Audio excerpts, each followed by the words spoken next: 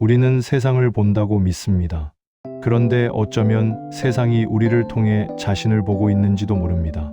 당신이 지금 보고 있다고 느끼는 이 장면은 어디에서 시작된 걸까요? 아주 오래전 어떤 별이 무너졌습니다. 빛이 번지고 소리가 없는 폭발이 지나갔습니다. 초신성이라는 이름을 갖기 전부터 이미 그 장면은 있었을지도 모릅니다. 그 순간 그 별이 품고 있던 것들이 흩어졌습니다. 철과 칼슘과 산소 같은 이름들입니다. 이름을 갖기 전에 물질들입니다. 우리는 가끔 생각합니다. 초신성은 끝이었다고. 하지만 어떤 끝은 흩어짐으로 시작됩니다. 먼지처럼 떠다니던 것들이 차갑게 식습니다. 뭉칩니다. 돌이 됩니다. 바다가 됩니다. 피가 되는 시간이 지나갑니다. 그 시간의 길이는 우리의 상상으로는 잘 잡히지 않습니다. 달력으로도 시계로도 기억으로도요. 그래도 우리는 압니다. 지금 내 몸 안에 있는 철 한 조각이 어떤 별의 내부에 있었을 수 있다는 것을요. 그게 이상하게 느껴지는 이유는 아마도 이 때문일 겁니다. 그 철이 지금 여기에서 당신의 눈을 돕고 있다는 사실 때문입니다. 눈은 빛을 받습니다. 뇌는 신호를 만집니다. 우리는 그 묶음을 세계라고 부릅니다. 하지만 한 번만 더 가만히 들여다보면 이상해집니다. 빛을 받는 것도 결국 물질입니다. 신호를 만지는 것도 결국 물질입니다. 그러면 질문이 생깁니다. 언제부터 물질은 보는 쪽으로 기울었을까요? 별의 잔해가 흘러들어가 한 생물의 세포가 되었을 때였을까요? 그 세포가 바깥을 구분하기 시작했을 때였을까요? 뜨거움과 차가움, 위협과 안전을 나누기 시작했을 때였을까요? 그건 거창한 깨달음이 아니라 아주 작은 떨림이었을지도 모릅니다. 조금 더 밝은 쪽으로 기울기 위해서요. 조금 더 어두운 쪽에서 멀어지기 위해서요. 조금 더 오래 남아있기 위해서요. 살아남는다는 건 어쩌면 구분한다는 뜻이었을지도 모릅니다. 구분은 선을 만듭니다. 안과 밖입니다. 나와 너입니다. 나와 세계입니다.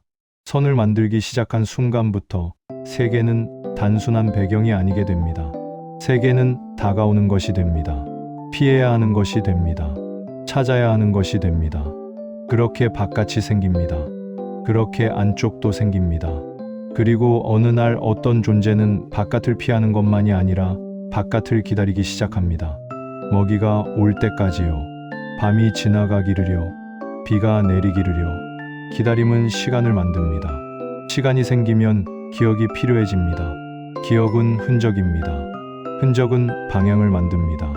그 방향이 쌓이면 우리는 그것을 마음이라고 부르기도 합니다. 하지만 그 마음도 처음에는 그저 한 덩어리의 물질이 만든 작은 편향이었을지 모릅니다. 초신성의 파편이 어느 늪의 미생물이 됩니다. 그 미생물이 서로를 밀고 당기며 조금 더 복잡한 몸을 만듭니다. 그 몸이 빛을 조금 더 잘 느끼기 위해 표면에 얇은 막을 만듭니다. 그 막이 어둠과 밝음을 구분하게 됩니다. 그 구분이 두려움과 안정을 만듭니다. 그 안정이 더 오래 숨쉬게 합니다. 그 오래가 다음 세대로 이어집니다. 이것은 설명처럼 들릴 수 있습니다. 그래서 우리는 설명을 내려놓고 장면만 놓아봅니다. 깊은 바다 밑입니다. 빛이 거의 닿지 않는 곳입니다. 거기서도 어떤 생물은 미세한 반짝임을 따라 몸을 돌립니다. 그 반짝임이 그 생물에게는 세계의 전부였을지도 모릅니다. 그 반짝임을 따라 돌던 물질이 언젠가는 별을 올려다봅니다. 밤하늘을 봅니다. 움직이는 점을 봅니다. 계절을 느낍니다. 길을 찾습니다. 여기서부터 조금 이상해집니다. 별의 잔해가 별을 보고 있습니다.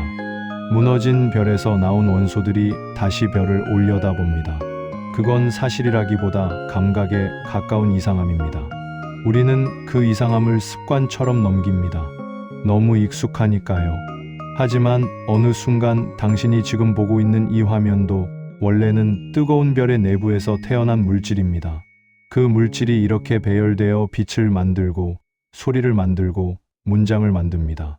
그리고 그 문장을 읽는 당신도 같은 물질입니다. 그러면 보는 존재라는 말은 무엇을 뜻할까요? 눈이 있다는 뜻일까요?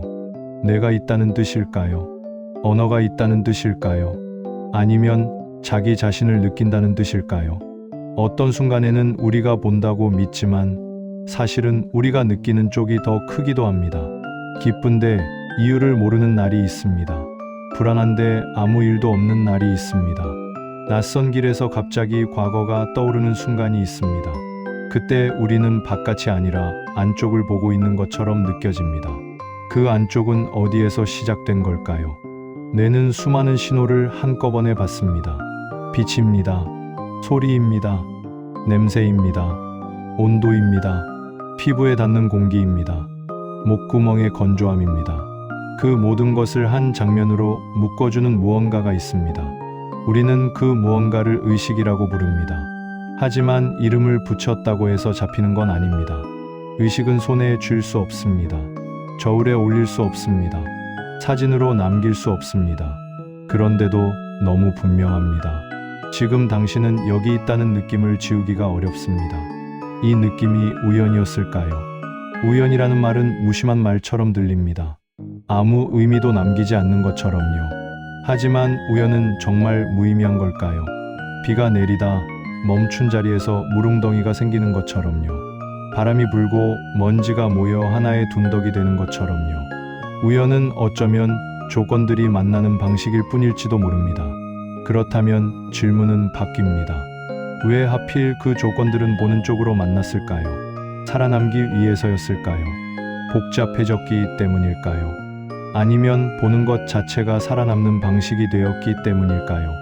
어떤 동물은 위험을 보기 위해 눈을 감습니다. 어떤 동물은 먹이를 찾기 위해 냄새를 먼저 갖습니다. 어떤 동물은 진동을 느끼기 위해 몸 전체를 귀처럼 씁니다. 각자의 방식으로 세계는 내부로 들어옵니다. 그런데 인간은 세계뿐 아니라 자기 생각까지도 내부로 들여옵니다. 생각을 생각합니다. 느낌을 느낍니다. 기억을 기억합니다. 그리고 가끔 이런 문장들이 떠오릅니다. 나는 누구인가? 나는 어디에 있는가? 나는 왜 나인가? 이 문장들이 생긴 순간 우리는 더 이상 단지 살아남는 존재가 아닙니다. 우리는 자기 자신을 바깥처럼 바라볼 수 있는 존재가 됩니다. 그때부터 보는 존재라는 말은 조금 더 깊어집니다. 그 깊이는 기쁨만 만들지 않습니다. 불안도 만듭니다. 외로움도 만듭니다. 끝을 상상하는 능력도 만듭니다. 끝을 상상하는 능력은 살아있는 존재에게 이상한 선물입니다. 그 선물 덕분에 우리는 오늘을 더 소중히 여기기도 합니다. 그 선물 때문에 오늘을 견디기 어려워지기도 합니다.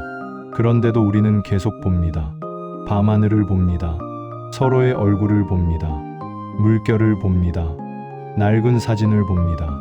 내가 아닌 누군가의 고통을 봅니다. 어떤 날은 내 안의 어둠까지 봅니다. 그러면 또 질문이 생깁니다. 보는 것은 단지 생존의 도구였을까요? 아니면 우주가 스스로를 느끼기 위해 필요했던 통로였을까요? 이 말은 너무 큰 말처럼 들릴 수 있습니다. 그래서 우리는 다시 작은 장면으로 내려옵니다. 당신이 밤에 불을 끄고 천장을 바라볼 때가 있습니다. 아무도 없는데 마치 누군가와 함께 있는 것처럼 느껴질 때가 있습니다. 그 느낌은 어디에서 오는 걸까요? 단지 뇌의 기능일까요? 아니면 기능을 넘어선 어떤 방식일까요? 우리는 아직 의식이 어떻게 생기는지 완전히 이해하지 못합니다. 신경세포에 발화가 있습니다. 연결이 있습니다. 리듬이 있습니다. 패턴이 있습니다. 하지만 그 모든 것 옆에 늘 남는 무언가가 있습니다. 왜 나는 여기에서 지금이라는 감각을 갖는가 하는 무언가입니다. 왜 나는 이 몸을 내 몸이라고 느끼는가 하는 무언가입니다. 왜 나는 세계를 보면서도 그 세계를 보는 나를 또 느끼는가 하는 무언가입니다. 어쩌면 의식은 답이 아니라 증거일지도 모릅니다. 물질이 어느 순간부터 자기 자신을 놓치지 않으려 했다는 증거요. 흩어지는 것들 속에서도 한 점을 만들려 했다는 증거요. 초신성의 잔해가 그저 흩어지기만 했다면 이 문장들도 없었을 겁니다. 하지만 흩어진 것은 다시 모였습니다. 그리고 모인 것은 어떤 방식으로든 바깥을 만졌습니다. 그 만짐이 느낌이 됩니다. 느낌이 이름이 됩니다. 이름이 이야기가 됩니다. 이야기 속에서 우리는 우주를 말합니다. 별을 말합니다. 끝을 말합니다.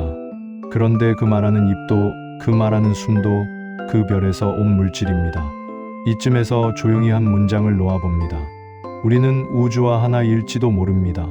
그렇다면 당신이 지금 느끼는 의식은 우주가 자신에게 남긴 가장 조용한 질문일까요? 당신은 어떤 순간에 물질이 아니라 보는 존재로 살아있다고 느끼나요? 그 느낌은 당신에게 어떻게 남아있나요?